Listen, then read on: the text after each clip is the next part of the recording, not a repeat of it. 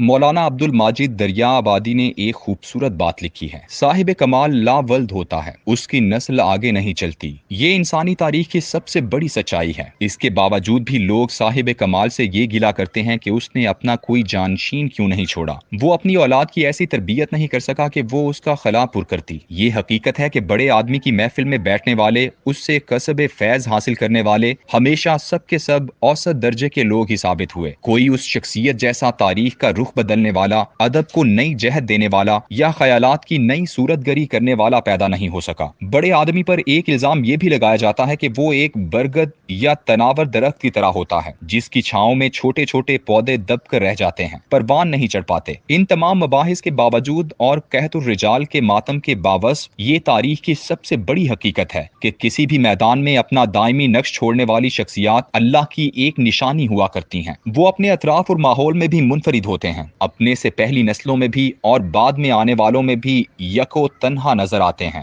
وہ زندگی کے کینوس پر چھوٹے چھوٹے پودوں میں ایک بلند قامت سرو کی طرح نمایاں اور چھوٹے چھوٹے پہاڑوں کے طویل سلسلوں میں ہمالیہ کی طرح سربلند نظر ہوتے ہیں۔ دنیا ادب کی کوئی صنف ایسی نہیں ہے جس میں کسی بڑے ادیب، شاعر، افسانہ و ناول نگار یا فلسفیانہ نثر نگار نے اپنا کوئی نعم البدل چھوڑا ہو۔ بڑا آدمی تو صدیوں تک مسلسل مرکز نگاہ بنا رہتا ہے۔ کیا انگریزی ادب نے دوبارہ کسی شیکسپیئر کو جنم دیا جس کے تخلیق کردہ کردار روزمرہ محاورے کا حصہ بن جائیں؟ یونان کے سقراط کی گفتگو کئی صدیوں تک یونانی فلسفے کا محور رہی اور افلاطون و ارسطو انہی کی جگالی کرتے رہے۔ ایران کے فردوسی کے ہاں کسی دوسرے فردوسی نے جنم نہ لیا کہ ایک اور شاہنامہ تخلیق کر دیتا۔ افغانستان کے شہر بلخ میں پیدا ہونے والا مولانا روم پوری کائنات ادب پر چھایا ہوا ہے۔ کونیا میں اس کے مزار کے احاطے میں صدیوں بعد پیدا ہونے والے علامہ اقبال کے مزار کی مٹی لے کر ایک علامتی قبر بنائی گئی ہے کہ رومی کے روحانی فیض نے کئی میل دور سیالکوٹ کے شیخ نور محمد جیسے ایک گمنام اور سادہ سے شخص کے گھر میں جنم لیا۔ کئی نسلوں پہلے بھی اس گھرانے میں نہ اقبال کی آمد کی کوئی اطلاع نظر آتی ہے اور نہ آج 3 نسلوں بعد بھی کوئی آثار ایسے ہیں کہ اس گھرانے میں آئندہ کوئی دوسرا اقبال جنم لے سکے۔ بڑے بیٹے آفتاب اقبال کا بیٹا شاعری تو کرتا ہے لیکن چند احباب بھی اس سے لطف اندوز نہیں ہو پاتے۔ کیا میر تقی میر کے ہاں کوئی دوسرا میر پیدا ہوا؟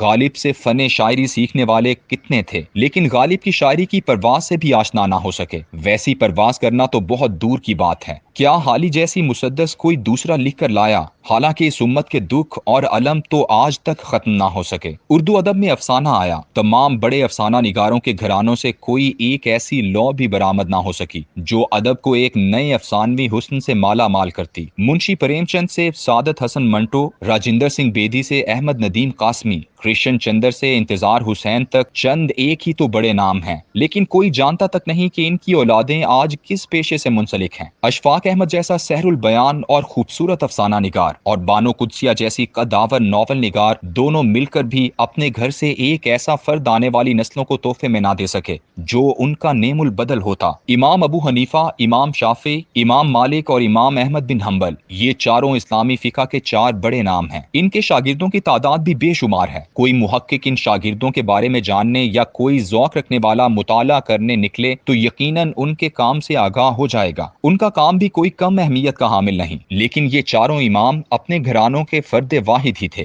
جن سے ہماری فقہ کے چراغ روشن ہوئے۔ کوئی جانتا ہے کہ امام بخاری اور امام مسلم کی نسل سے کوئی دوسرا بڑا آدمی پیدا ہوا جس کی چھاپ آنے والی نسلوں پر ان دونوں احادیث کے اماموں کی 10% بھی رہی ہو؟ اہل تشیع نسلاً امامت کے قائل ہیں، مگر وہاں بھی سلسلہ امام حسن عسکری کے بعد غیبت کبریٰ میں چلا جاتا ہے اور آج 1100 سالوں سے وہ لوگ اس صاحب الزماں کے انتظار میں ہیں۔ دنیا بھر کے ممالک میں انقلاب کے دائی اور انقلاب برپا کرنے والوں کی نسلیں اور شاگرد سب کے سب ان بڑے لوگوں کے قدرانہ کی جھلک بھی نہیں تھے۔ کارل مارکس، جس کے فلسفے نے 2 صدیاں پوری دنیا کو متاثر کیا، جس کی قائم کردہ تحریک نے آدھی دنیا پر مزدوروں کی حاکمیت نافذ کی، اس کا کوئی علمی وارث پیدا نہ ہو سکا۔ روس کے انقلابی لینن اور ٹرائسکی، چین کے ماؤ زیتنگ اور ایران کے آیت اللہ خمینی کے مثل کوئی قیادت دوبارہ نہ جنم لے سکی۔ ان انقلابات کی ماں یعنی انقلاب فرانس کے تخلیق کار والٹیئر اور روسو کا کوئی دوسرا جنم نہ ہوا۔ انقلاب سے پھیلنے والی ابتری سے جس نپولین کی جاندار قیادت उभरी, मगर सेंट हेलेना के कैद खाने से कोई शख्स मशल लेकर ना उठा कि नेपोलियन की रिवायत को जिंदा करता। शाह वलीउल्लाह का खानदान और उनकी फिक्र बरे सगीर पाको हिंद में एक सदी तक रोशनी बिखेरती रही, लेकिन शाह साहिब जैसा हालात का धारा बदलने वाला उनमें से कोई ना था। उनके इंतकाल के 150 साल बाद सैयद अबू लाला मौदूदी के अफकार ने पूरे आलम इस्लाम को मुतासिर किया। आज इस वक्त दुनिया में चलने वाली तमाम इस्लामी इनकलाबी तहरीकें उनकी फिक्र से मुतासिर हैं, लेकिन औरंगाबाद के इस दरवेश को भी कोई नहीं जानता जिसके यहाँ ये गौहरे यगाना पैदा हुआ, और ना ही मौलाना मौदूदी की आने वाली नस्लों का किसी को इल्म है। डॉक्टर इसार अहमद ने जिस तरह कुरान फहमी का वलवला पैदा किया, जिस तरह आम आदमी की सतह और समझ के मुताबिक गुफ्तगू की और साहिब इल्म की इल्मी प्यास के मिसदाक कुरान को समझाने का उसलूब अपनाया, ऐसा फिर कोई दूसरा ना आया। सर सैयद की तरह अलीगढ़ जैसी कोई दूसरी तहरीक ना उभर सकी। पूंजा जिन्ना को कौन जानता अगर उसके घर कायदे आजम मोहम्मद अली जिन्ना ना पैदा होते, और आज कायदे आजम की विरासत भी किसी के पास नहीं। चर्चिल, हिटलर, महात्मा गांधी जैसे सियासतदान, मोप्सा, चीखोव, काफका जैसे अफसाना निगार, डवांची, रेम्ब्रा, पिकासो जैसे मुसव्विर, न्यूटन, आइंस्टाइन और स्टीफन हॉकिंग जैसे साइंसदान सब के सब यका और तन्हा इस दुनिया में आए और अपना नक्शे दायमी छोड़ गए। बड़े लोग ना किसी के नस्ली वारिस होते हैं और ना उनका कोई वारिस होता है। उनके चले जाने के बाद हम उनकी खला मिलकर भी पुर नहीं कर सकते, मगर इस बेबसी के आलम में हम इन बड़े बड़े लोगों को इल्जाम देने लगते हैं कि वो कोई अपना वारिस और नेमुल बदल छोड़कर नहीं गए। हम कहते फिरते हैं कि वो तो एक बरगद का दरख्त थे जो छोटे पौधों को उभरने नहीं देता, लेकिन तारीख शाहिद है कि बड़ा आदमी एक ही होता है, यको तन्हा, अल्लाह की कुदरतों की ब्रियाई की अलामत। हाली ने कहा था, कैसा फिर कोई उठा ना बनी आमिर में, फख्र होता है घराने का सदा एक ही शख्स।